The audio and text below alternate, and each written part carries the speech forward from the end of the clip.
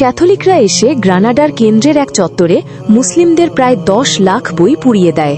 তারা মুসলিমদের সব বই একত্র করেছিল, তাফসির, হাদিস, কবিতা এবং অন্যান্য সাহিত্যকর্ম। এমনও বর্ণনা পাওয়া যায় যে ক্যাথলিক যাজকেরা সেখান থেকে বিজ্ঞান ও ভূগোল সংক্রান্ত বই চুরি করে নিয়ে যাচ্ছিল।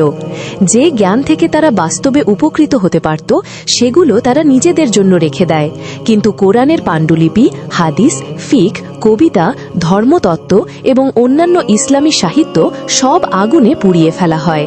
প্রায় 10 লাখ বই ধ্বংস করা হয়েছিল। তাদের উদ্দেশ্য ছিল ইসলাম ও মুসলিমদের সব চিহ্ন মুছে ফেলা।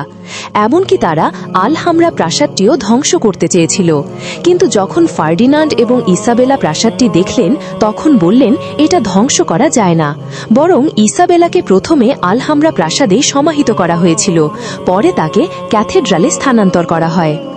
আজ যদি আমাদের সেই ইতিহাস, সংস্কৃতি এবং জ্ঞান বিজ্ঞানের অমূল্য গ্রন্থগুলো অক্ষত থাকত, তাহলে কি আমরা আজও অন্ধের মতো কাফিরদের অনুকরণ করতাম, নাকি সেই হারানো জ্ঞানই আমাদের স্মরণ করিয়ে দিত আমরাই একসময় জ্ঞান বিজ্ঞান, গবেষণা ও সভ্যতার অগ্রদূত ছিলাম?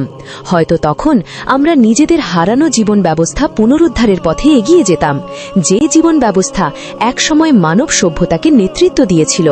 আমাদের সেই হারানো বইগুলো হয়তো আবারও আমাদের অনুপ্রাণিত করত বিশ্ব নেতৃত্বের আসনে ফিরে যাওয়ার জন্য।